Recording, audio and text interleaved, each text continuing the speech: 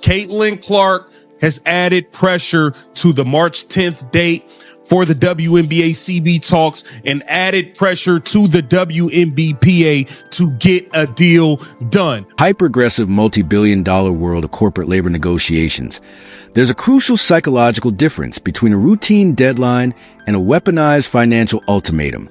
For months, much of the mainstream sports media has framed the standoff over the WNBA collective bargaining agreement as a straightforward dispute about revenue-sharing percentages.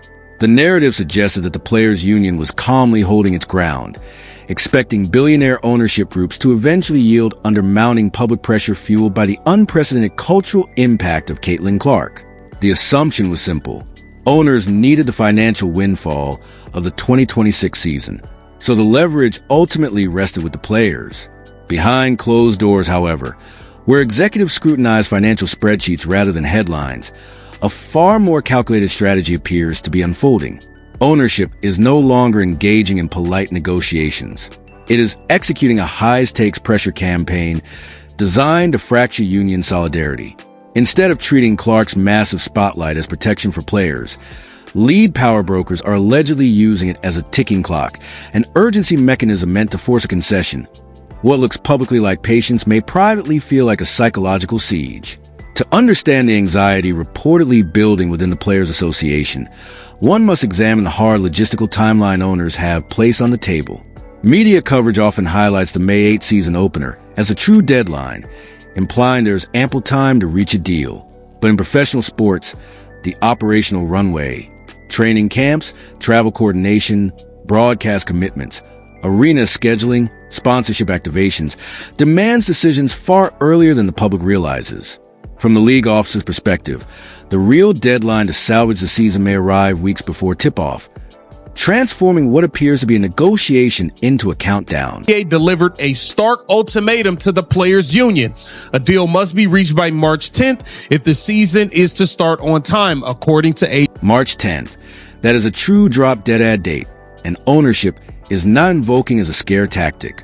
According to league math, it represents a final logistical threshold at which operating the WNBA becomes functionally possible. More than 80% of the league's players are currently unrestricted free agents, leaving rosters effectively empty. At the same time, two new expansion franchises in Toronto and Portland, both having paid massive entry fees, do not yet have a single player under contract. Between March 10th and the May 8 season opener lies a window of fewer than 60 days.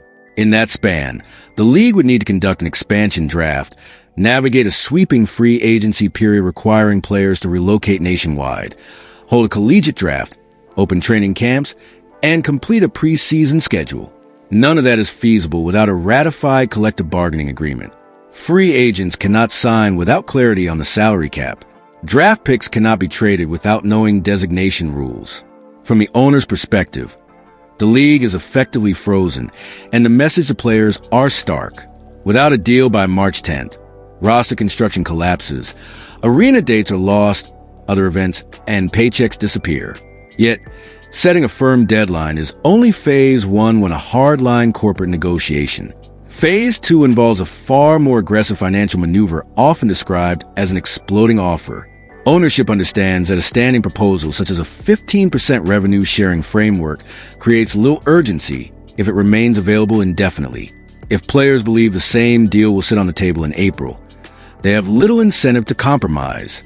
To erode that sense of security, negotiators may introduce escalating financial consequences tied to time, increasing pressure with each passing day. Former Major League Baseball executive David Sampson has publicly described this kind of tactic as calculated psychological leverage designed not merely to negotiate terms, but to test the resolve and unity of a labor union under mounting financial strain.